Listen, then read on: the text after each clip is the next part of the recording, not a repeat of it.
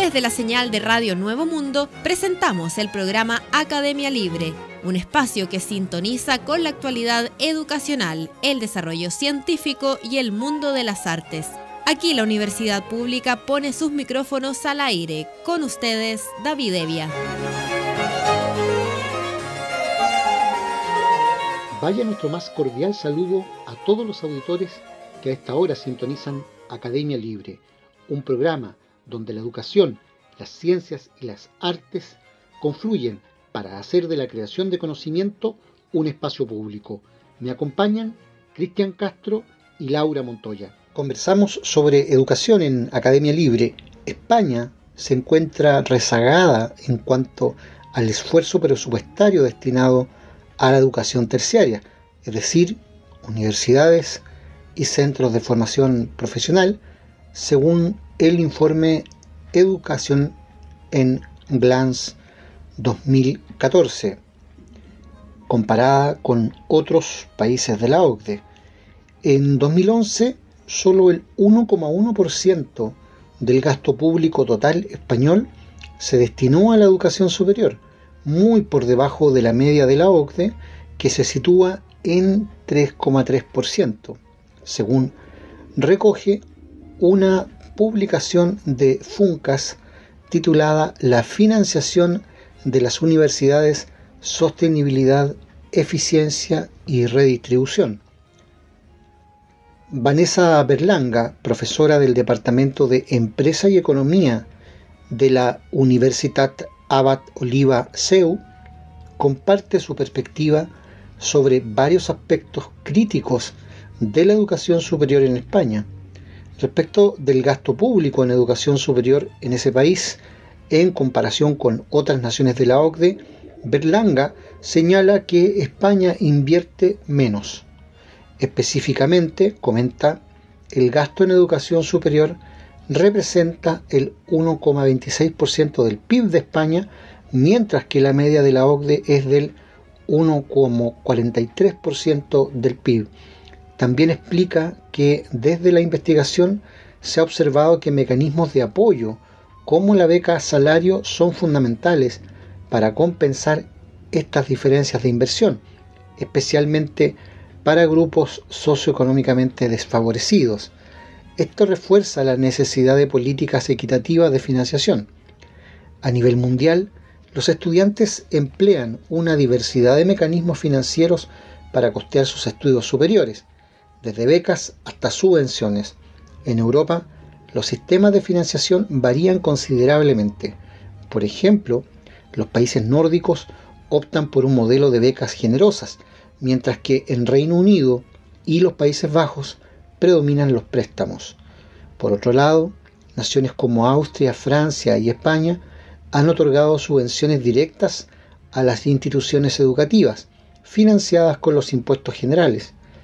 Este modelo de financiación pública y directa hace que los recortes presupuestarios gubernamentales impacten fuertemente en la calidad y supervivencia de las instituciones de educación terciaria. En un contexto de envejecimiento poblacional y crecientes déficits públicos, surge el debate sobre la viabilidad de un sistema de préstamos contingentes a la renta, PSR, en España.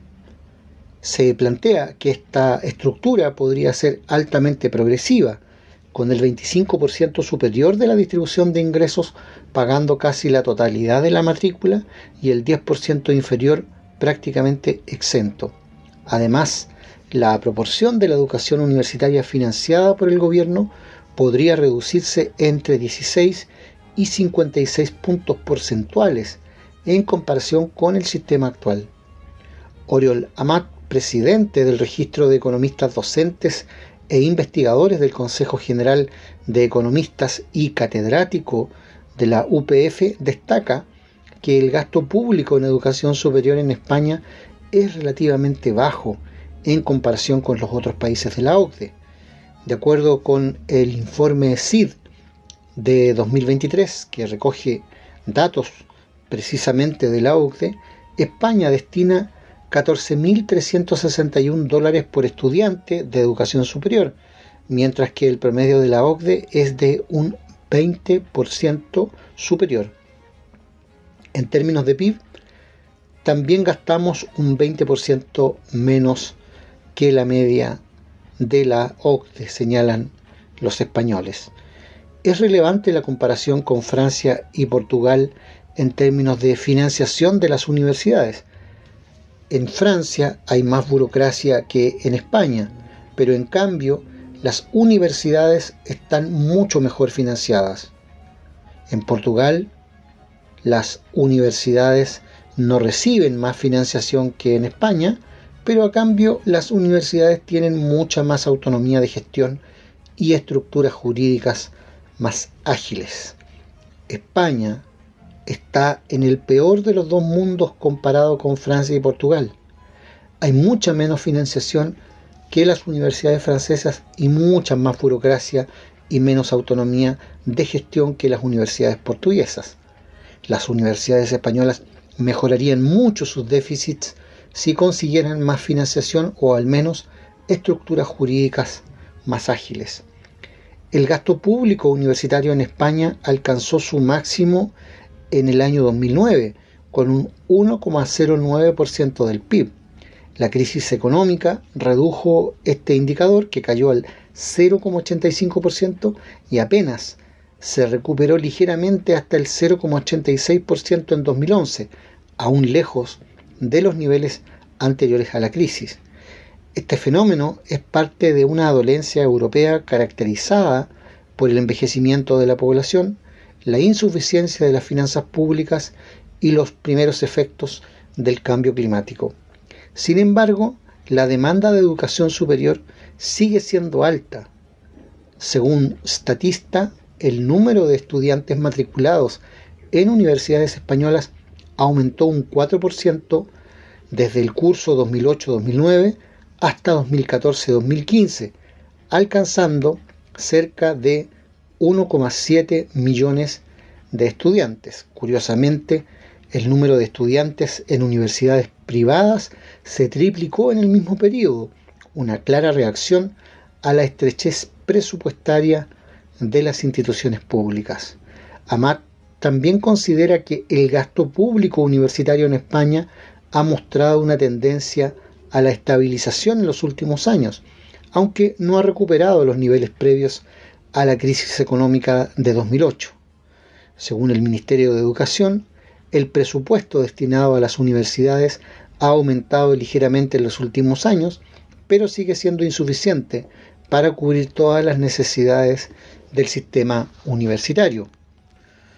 Para evitar que las desigualdades aumenten aún más, es necesaria una intervención de los actores del sector público.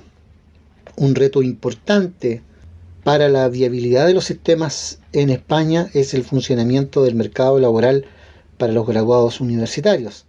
La alta tasa de desempleo juvenil y la prevalencia de empleos temporales con bajos ingresos e inestables complican una transición de ese tipo, en contraste con el modelo de subsidios financiado por impuestos generales.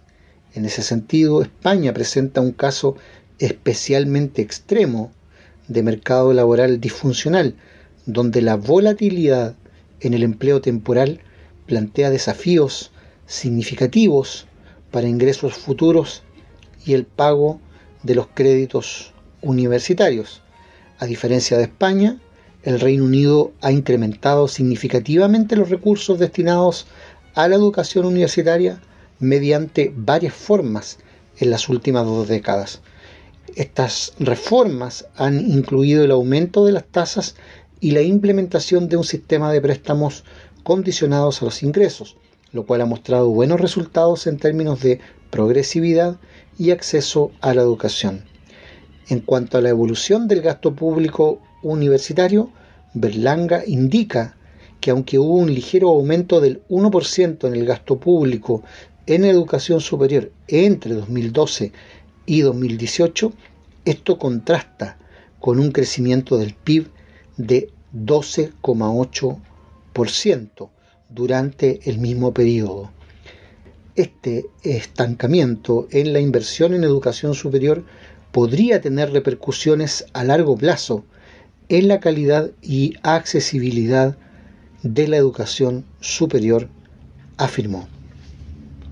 Es parte del complejo panorama volcado en cifras que expresa hoy la educación superior en España respecto de los demás países de la OCDE, una tendencia creciente a la disminución proporcional de los recursos disponibles para gratuidad, por una parte, y para investigación, por otra. En Academia Libre, la música tiene historia, con Laura Montoya. En este episodio dedicado a compositores hispanoamericanos nos acercaremos a Jorge Washington Peña Genn, músico, compositor y gestor cultural chileno, fundador de la primera orquesta sinfónica infantil de Latinoamérica. Jorge Washington Peña Genn nació en Santiago el 16 de enero de 1928 y muere asesinado por militares de la Caravana de la Muerte en La Serena el 16 de octubre de 1973. Fue hijo de Tomás Peña Fernández, médico, alcalde, regidor, actor social y político socialista, y de la pianista Vitalia Genn Muñoz. Por su lado paterno fue descendiente de Tomás Peña, prócer de la Sociedad de Artesanos de La Serena y del regionalismo revolucionario, y de José Antonio Peña, comandante de la Legión Huasquina, que luchó en el ejército de Pedro León Gallo y murió en la Batalla de los Loros de 1859. Su vida transcurrió entre las ciudades de Santiago y la conurbación La Serena-Coquimbo, pero sería en esta última localidad donde finalmente plasmó gran parte de su proyecto musical. Siendo constante este tránsito entre capital y provincia, Peña Genn pudo reconocer las desigualdades culturales y sociales que existían en el país. Jorge Peña Genn fue el mayor de 3 hermanos. Desde temprana edad demostró su talento de compositor, escribiendo su primera pieza musical a los 14 años, en 1943, año en el que ingresó al Conservatorio Nacional de Música, actual Departamento de Música de la Universidad de Chile, en donde tuvo maestros como Pedro Humberto Allende y Domingo Santa Cruz. Compuso Canción de Otoño para coro y orquesta y Concierto para piano y orquesta en do menor, ambas piezas a la edad de 16 años. Durante su permanencia en la Universidad de Chile fue un activo líder, convirtiéndose en presidente del Centro de Alumnos de la Facultad de Ciencias y Artes Musicales. A los 19 años de edad, junto a Gustavo Becerra, Alfonso Castañeto y Sergio Canut de Bonn, fundó la revista universitaria de difusión cultural Salterium. En 1950, y con solo 22 años, fundó la Sociedad Juan Sebastián Bach, un continuador espiritual de la Sociedad Bach de 1917, que a su vez fue la creadora de la Facultad de Artes de 1929. En particular, la Sociedad Juan Sebastián Bach buscaba extender y difundir la música a nivel nacional, organizando orquestas y llevando a músicos del conservatorio a distintas partes del país, quienes incluso visitaron distintas cárceles, hospitales y regimientos. Este sería el gran antecedente de uno de sus mayores proyectos. Para celebrar los 10 años de aniversario de la Sociedad Juan Sebastián Bach, Jorge Peña Genn dirigió en La Serena La Pasión según San Mateo del autor alemán, interpretada por primera vez en Chile. En el año 51 contrajo matrimonio con la pianista Nela Camarda en La Serena. Tuvo 2 hijos.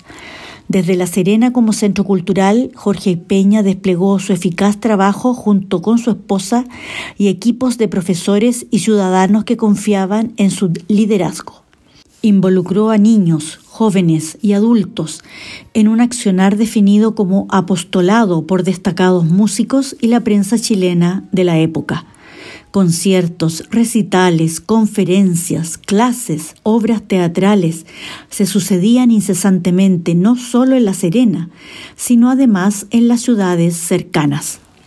Fue precursor de la creación del Conservatorio Regional de La Serena en 1956, primera repartición de la Universidad de Chile en provincia. Creó la Orquesta Filarmónica de la ciudad en 1959. Fue un gran difusor de la música y la cultura en la actual región de Coquimbo, transformando a la ciudad de La Serena en un centro musical y cultural de la época. Motivó conciertos en teatros, colegios y al aire libre, festivales de coros, giras musicales, encuentros musicales latinoamericanos y los retablos de Navidad, espectáculos multitudinarios en que participaba toda la ciudad. También participó del desarrollo del cuerpo de danza y del Departamento de Artes Escénicas del Conservatorio Regional. Escuchemos a continuación la obertura de la ópera infantil La Cenicienta del compositor chileno Jorge Peña-Hen, interpretada por la Orquesta Sinfónica de la Universidad de La Serena.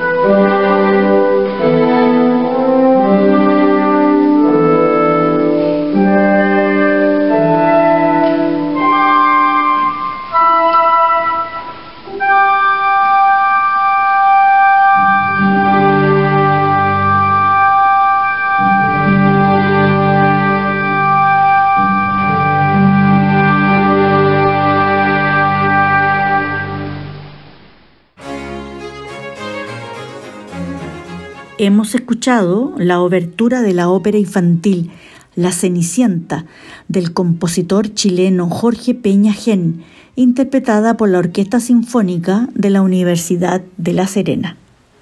Hablamos a esta hora en Academia Libre sobre actualidad en ciencia e investigación. Lo hacemos con Cristian Castro, quien nos proporciona cada semana las novedades en este plano. ¿Qué está pasando, Cristian, en materia de ciencia e investigación? En este espacio que dedicamos a las ciencias en Academia Libre, hablamos hoy sobre evolución humana a través de una entrevista realizada por el medio El País al paleoneurobiólogo Emiliano Brunner, quien nos habla sobre las vicisitudes del proceso evolutivo que ha vivido el cerebro humano. A la evolución solo le interesa una cosa: procrear y perpetuar la especie, asegura tajantemente Emiliano Brunner. Nada más que eso. Tal parece que no le importa nuestro padecimiento ni nuestro malestar emocional, solo nuestra reproducción. La evolución no vela por nuestro bienestar, sino por el éxito evolutivo, resuelve el científico. Y según cómo se mire, la travesía del Homo sapiens que ha logrado establecer en el planeta alrededor de 8.000 millones de individuos es un éxito evolutivo, siempre y cuando se compare, claro, con otros homínidos. Porque si enfrente están las cucarachas, por ejemplo, que llevan más tiempo en la Tierra y tienen una capacidad de propagarse infinitamente mayor, lo conseguido por los humanos modernos es una nimiedad. Todo es cuestión de perspectiva. Brunner trabaja con cerebros humanos del pasado y actuales. Aunque empezó estudiando arañas y escarabajos en la carrera de biología, dio el salto al ser humano hace 3 décadas, con un doctorado en paleoantropología, para estudiar la evolución de la especie a través del análisis y la reconstrucción de la cavidad interna del cerebro en fósiles ancestrales. De ahí se lanzó además a la arqueología cognitiva para estudiar el comportamiento de los homínidos extintos a través de su rastro en el entorno.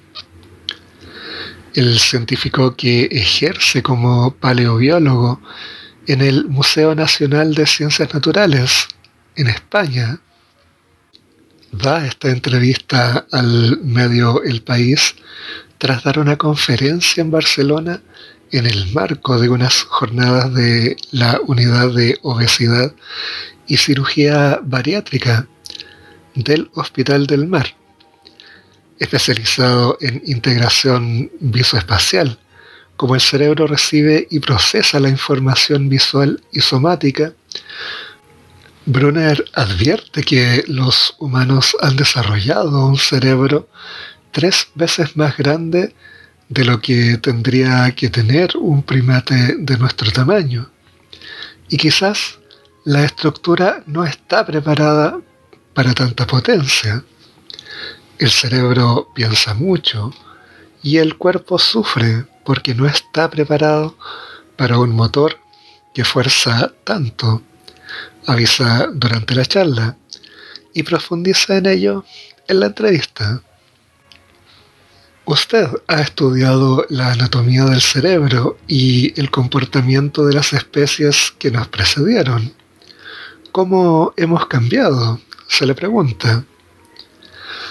Antes se solía ver la evolución como un proceso lineal y progresivo, con lo cual, si nosotros somos los últimos, o eres como yo o eres peor que yo, Y no, hay que entender que la evolución no es gradual ni progresiva. Hay linajes distintos y cada uno evoluciona rasgos suyos independientes. Imaginemos, por ejemplo, a nosotros, los Homo sapiens, los neandertales, que son primos extintos, y los chimpancés, que son primos actuales. Pues estas tres historias han tenido cambios distintos. Cada uno ha cambiado según un poquito de azar y un poquito de la situación contingente en la que se han encontrado. Es posible pensar que el chimpancé sea un humano primitivo o que el neandertal sea un Homo sapiens menos evolucionado. Cada uno ha evolucionado con sus propias capacidades y sus propios rasgos, tanto anatómicos como cognitivos, con lo cual tenemos que asumir que neandertales o chimpancés puede que hayan tenido o tengan habilidades cognitivas que nosotros o hemos perdido o incluso nunca hemos evolucionado. Los neandertales tenían un cerebro de nuestro mismo tamaño. Sí es verdad que los lóbulos parietales eran menos complejos, con lo cual es cierto que su capacidad visoespacial y atención era menos especializada. Pero entonces aquel motor estaba lleno de otras cosas. Puede que haya tenido habilidades cognitivas diferentes de la nuestra, una forma de pensar distinta. Nosotros hemos invertido en atención, imaginación mental y lenguaje. En esa triada basamos nuestra capacidad para pensar. Cabe la posibilidad de que los neandertales hayan hecho otra elección que evidentemente no conocemos. Usted plantea que el exceso de vagabundeo mental entre pasado y futuro crea la pandemia de estrés y depresión. Si los neandertales no han desarrollado tanto esa capacidad de atención tan propia del Homo sapiens, ellos eran más del estilo Carpe Diem. Y el científico responde, totalmente. Mi apuesta es que ellos tenían una forma de razonar más, por así decir, holístico-intuitiva, o sea, la intuición asociada al momento presente y a la respuesta perceptual. Ellos pueden haber invertido más en esto y nosotros más en una aproximación conceptual. Si es verdad esta hipótesis, ellos sufrían mucho menos todo el batuqueo de rumiaciones, problemas, frustraciones y estrés psicológico. No se puede decir que eran más atentos, más carpe diem o más mindfulness, porque probablemente no lo hacían de forma intencionada. Entonces se le consulta, pero los neandertales se extinguieron y nosotros no. ¿Eso nos sitúa en cierto grado de superioridad? A lo que el investigador contesta, Homo sapiens tiene probablemente 200.000 años. Homo erectus, un homínido con 1000 centímetros cúbicos de cerebro y tecnología sumamente básica, ingenua y naif, ha durado casi 2 millones de años. Así que si vamos a medir el éxito evolutivo, nosotros no somos nada comparado con el Homo erectus, y mucho menos comparado con las cucarachas, los tiburones o las tortugas. ¿Por qué se han extinguido los neandertales? No lo sabemos. Primera posibilidad, que Homo sapiens es un violento y haya masacrado y depredado a la otra especie, pero no hay ninguna evidencia en ese sentido. Segunda posibilidad, que hayamos empezado a competir por los mismos recursos. Éramos todos cazadores-recolectores. Y nosotros hayamos funcionado mejor y le hayamos quitado el bocadillo, y ellos se hayan extinguido porque no competían ecológicamente con esta nueva especie. O tercera posibilidad, como suele pasar siempre en evolución, que el Neandertal se haya extinguido por su cuenta y sencillamente Homo sapiens haya colonizado tierras que se iban quedando vacías. En otra entrevista, el investigador decía que los humanos hemos evolucionado superpoderes, pero sin un manual de instrucciones. Se nos podía volver en contra. ¿Un poder exige una gran responsabilidad? En todas las mitologías, dice el investigador, al ser humano se le entrega un superpoder que lo hace especial. Pero muchas veces el superpoder se nos va de las manos y acabamos disparándonos en los pies.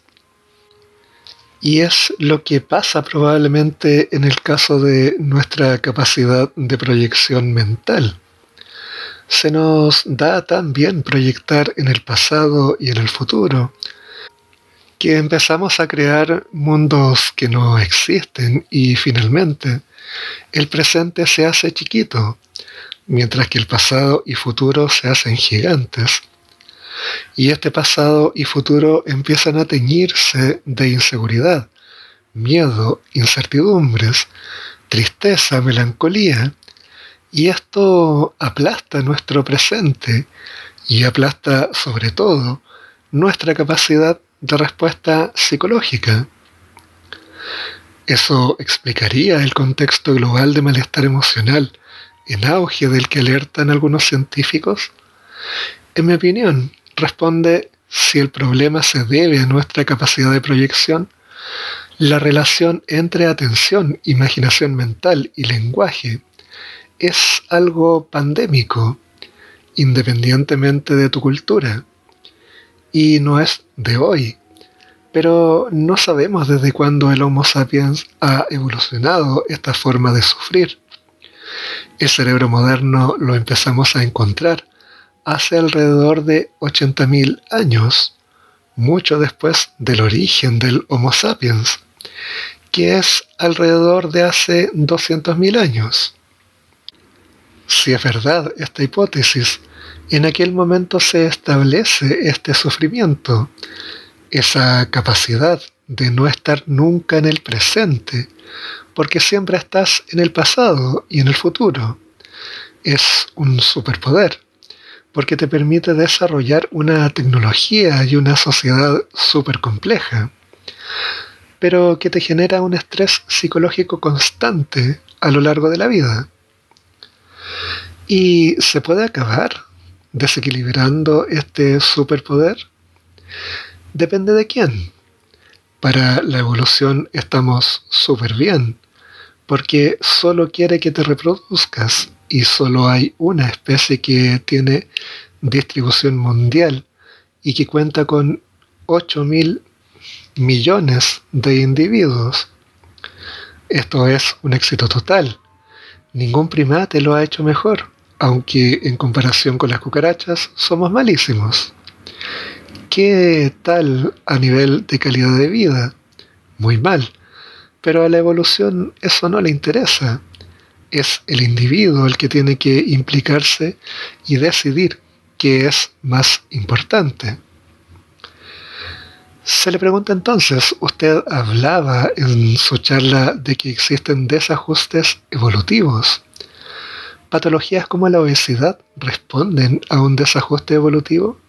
Nuestro contexto social, como la forma de alimentarnos o el acceso a la comida, han evolucionado más rápido que nuestro cerebro para adaptarse a la cantidad de comida que necesita. Y el investigador señala, en el caso de la obesidad está clarísimo, es un caso de desajuste evolutivo. Tú estabas programado para un ambiente de un tipo y demasiado rápido han cambiado este ambiente y tu programación choca tremendamente con tu entorno evolutivo. Toda esta ansiedad, estrés o sencillamente una búsqueda de placer también se desataba antes con la comida, pero con una comida que era la que conseguía un cazador-recolector. Hemos sido cazadores-recolectores a lo largo de 200.000 años, campesinos a lo largo de 10.000 y clientes de supermercados en los últimos 50 años. No estamos programados para tener a mano todo esto y además con una sociedad económicamente fundada en el incentivo a consumir y a comer. Te habían programado para desfogar tu ansiedad por la comida, pero en una situación en donde no había comida, con lo cual era una programación inocua. ¿Hay más desajustes evolutivos? Muchos. Por ejemplo, el sistema músculo-esquelético y locomotor. Estamos programados para ser cazadores-recolectores, no para estar sentados 14 horas al día. Nuestro cuerpo, nuestro sistema metabólico, fisiológico y anatómico estaba programado por cazadores-recolectores para correr, no para estar quietos sentados en una silla. Con este gran cerebro, lo que nos hace humanos es que somos monos inteligentes y tristes. Mi esperanza es que esta condición un día se pueda superar. Mi mayor miedo es que esta condición sea tan natural que nunca se supere. Muchas gracias, Cristian, por ese reporte que nos deja al día en ciencia e investigación. Vamos a la música con Laura Montoya. En 1963, Jorge Peña viajó a Estados Unidos. Había recibido una invitación del Departamento de Estado para ir a visitar escuelas de música y una de ellas fue la de Indiana, en Bloomington, donde se encontró con quien fuera su profesor, el músico Juan Orrego Salas. Jorge Peña Gen observó la práctica colectiva musical en dichas escuelas por medio de orquestas y bandas y tomó nota de los métodos con los cuales se estudiaba, además del tipo de repertorio y la organización, entre otros aspectos. Al regresar a Chile, maduró la idea y se convenció que la práctica musical de niños y jóvenes en los colegios podría convertirse en un proyecto educativo de integración social como estrategia curricular de desarrollo de la infancia chilena, específicamente aquella más necesitada de oportunidades para superar su injusta condición de pobreza. Jorge Peña emprendió con gran éxito la formación de orquestas y grupos musicales infantiles, no solamente en La Serena, sino también en otras ciudades vecinas, Coquimbo, Ovalle, Copiapó y otras ubicadas más al norte. Para ello se seleccionaron niños en poblaciones y barrios populares por sus condiciones auditivas, rítmicas y de afinación. En 1964 creó la primera Orquesta Sinfónica Infantil de Chile y Latinoamérica. También organizó los primeros conjuntos instrumentales de niños hasta fundar la Escuela Experimental de Música de La Serena, de carácter estatal y gratuita. Ese proyecto, que fue rubricado por un decreto ministerial especial en 1965, permitió integrar la enseñanza y práctica colectiva de la música al Plan Curricular Nacional, desde el 4º año básico hasta concluir el liceo. Todos los niños tienen capacidades y talentos, solo hay que entregarles las herramientas para desarrollarlas, era la convicción de Jorge Peña Gen. Su obra como compositor comenzó desde muy joven. A los 21 años ganó el premio Caupolicán por la música de la película chilena Río Abajo. Compuso concierto para piano y orquesta, cuarteto, suite de cuerdas, múltiples adaptaciones y arreglos de grandes compositores para los niños, música sinfónica, coral, incidental, para piano, música para 8 retablos de Navidad, la ópera infantil La Cenicienta, seleccionada mundialmente y puesta en escena por Fondazione Teatro La Fenice de Venecia en 2005.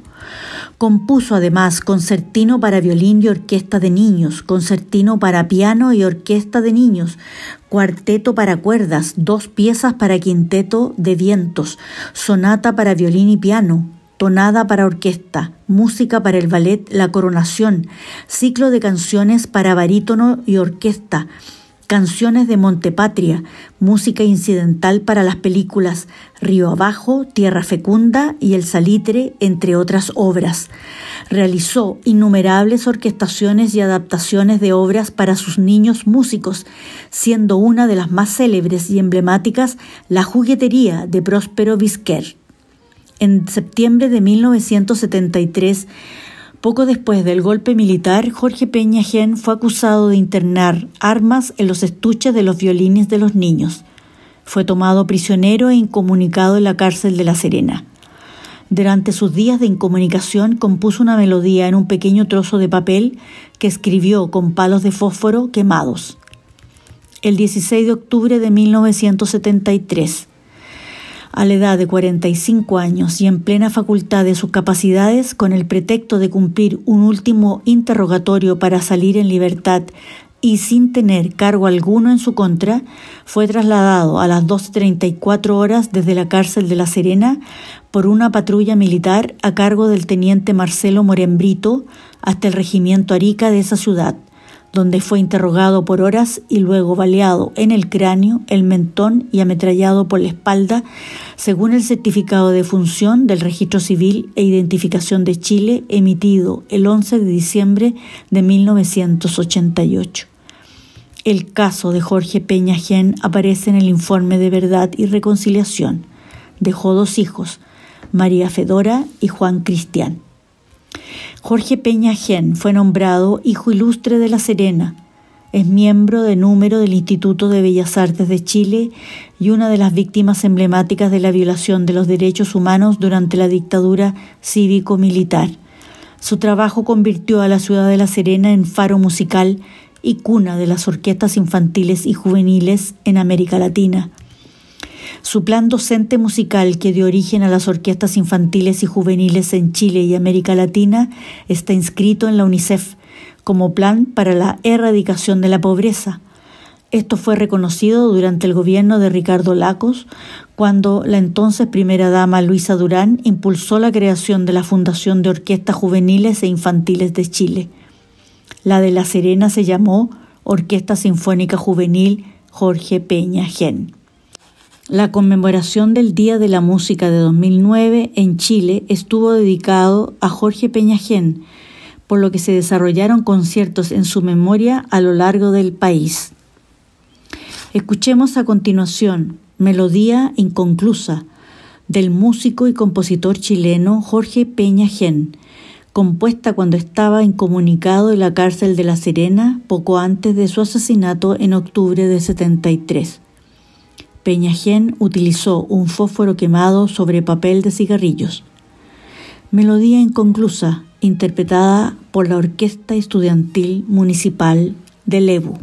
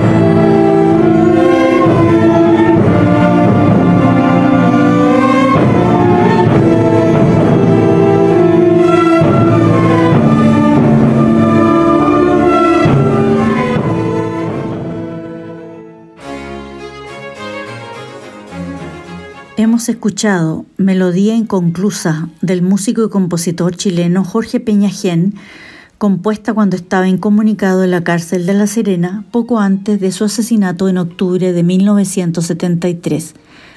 Melodía Inconclusa, interpretada por la Orquesta Estudiantil Municipal de Lebu, cierra el episodio dedicado a compositores hispanoamericanos. Conversamos sobre arte y cultura a esta hora en Academia Libre. Un panorama de lo que han sido las artes plásticas en Chile por 100 años es lo que alberga el libro sobre historias del arte en Chile 1850-1950, obra que fue recientemente lanzada y que forma parte de las investigaciones que ha realizado el académico del Instituto Abate Molina de la Universidad de Talca, Pedro Emilio Zamorano Pérez. Este libro es una indagación con una estructura metodológica, con apego a la fuente primaria y con todos los rigores que exigen los productos de las ciencias duras, pero que no se aleja de la escritura sobre arte, que tiene como otra lógica y no siempre es la misma que tienen otras disciplinas más científicas en su formato escritural, comentó. Esta obra intenta cubrir todos los elementos más importantes en el articulado del arte en este momento, como han sido la educación, la formación, la difusión, el patrimonio, las exposiciones, los grupos artísticos, los líderes artísticos, los grandes debates, añadió Zamorano Pérez. El texto, editado por Origo Ediciones, fue lanzado en el Centro Cultural de Las Condes y contó con la presentación de la historiadora Isabel Cruz de Amenábar y el Premio Nacional de Artes Plásticas 2021 Francisco Gacitúa, quienes valoraron el aporte de esta obra y la importancia del trabajo desarrollado por el académico Pedro Emilio Zamorano Pérez en el ámbito de la historiografía del arte. Isabel Cruz de Amenábar indicó que la obra aborda muchos temas que no habían sido tratados en la historiografía de la pintura chilena, y lo interesante es que los trata no solo con amplitud, sino también con detalle. Este trabajo de Pedro resulta muy completo porque no es solamente teórico, sino que utiliza la teoría para estructurar, pero a la vez tiene todo el ritmo metodológico del historiador del arte para el estudio de las obras concretas, los materiales y las fuentes. En tanto, el escultor Francisco Gacitúa destacó que el libro es un trabajo prolijo, que crea un sitial legítimo para el trabajo escultórico y que antes de esta obra yo diría que existía, pero en términos de textos diseminados. Por eso creo que es una sistematización respetuosa y fina, un gran aporte. Es lo relativo a la publicación de este libro, y en otro espacio de las noticias sobre arte y cultura, ahora a nivel internacional, desde ya se podrá admirar la Sala de las de estilo Da Vinci en el Castillo Sforzesco. Al menos este es el objetivo del consistorio que dio luz verde al proyecto de viabilidad técnica y económica de la restauración. En la práctica, la última fase de un largo viaje de estudio, trabajo y descubrimiento que comenzó en el año 2006 en un espacio que tiene reservado más sorpresas que una película de Hitchcock. La sala está ubicada en la torre de la esquina al noreste, la llamada Cetrería. Leonardo da Vinci trabajó en la sala donde ya lo habían hecho otros artistas desde 1497 a 1499 a petición de Ludovico el Moro. Luego, las vicisitudes alternas de Ludovico y Leonardo no permitieron completar el proyecto, y con el tiempo el castillo cambió de finalidad a partir del siglo XVI pasando a ser un cuartel donde se alojaban los caballos, en esta sala reformada y destartalada o revestida de muros de cal. La restauración del castillo de fines del siglo XIX, diseñada por Luca Beltrami, también incluyó esta sala con techo abovedado y lunetos, que fue repintada por Ernesto Rusca. Y aquí están las sorpresas y los descubrimientos. A partir del monocromo de las raíces entre las rocas, un dibujo finísimo, atribuido con el tiempo a Leonardo. Fue en 2006, justamente, que comenzaron los análisis exploratorios. Luego, en 2013, el inicio de la restauración con la seguridad del monocromo de Leonardo y los trabajos exploratorios en las paredes que permitieron descubrir dibujos preparatorios para el proyecto decorativo en el que las paredes de la habitación debían desaparecer mágicamente, mostrando bajo un gigantesco pabellón vegetal sostenido por 16 moreras oscuras el paisaje exterior, con rocas escarpadas a lo lejos, algunas casas, una iglesia y un campanario. En 2015, durante los 6 meses de la exposición, la sala se abrió para poder admirar, también gracias a elementos multimedia, el Leonardo redescubierto, con una exposición que entonces atrajo a más de 350.000 visitantes. Por otra parte, los trabajos de investigación y estudio se detuvieron en 2019 para permitir la visita de la sala con motivo del 5º centenario de la muerte de Leonardo y nuevamente por un breve periodo en 2020. Ahora, la restauración cobra vida con la última parte de los trabajos definitivos para la reapertura, que incluye la restauración conservadora de la bóveda, que está pintada y no con frescos, la puesta en seguridad de las obras a carbón, el trabajo en el suelo y luego planificar la instalación. Un proyecto largamente esperado, subrayó el concejal de Recursos Económicos Emanuel Conte, para un unicum en la historia del arte, que se desarrollará en paralelo con otras grandes obras culturales como el Bake y el Museo del Novecento, en el espíritu de una ciudad capaz de valorizar los tesoros de su pasado y al mismo tiempo abrirse al futuro creando nuevos lugares de belleza, cultura y arte. La sala del As, resumió el consejero de Cultura Tomás Osaki, puede así reabrirse definitivamente después de años de estudios, ensayos, investigaciones y restauraciones parciales de las paredes y de la bóveda, y ser admirada por todos los ciudadanos y visitantes que lleguen a Milán.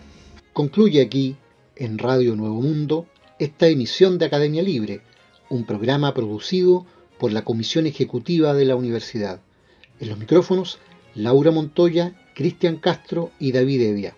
Agradecidos de su sintonía, nos reencontraremos con ustedes la próxima semana. Hasta entonces.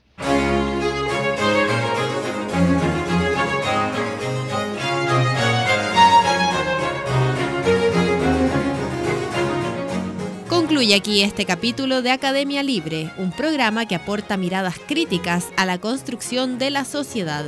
Hasta una próxima oportunidad.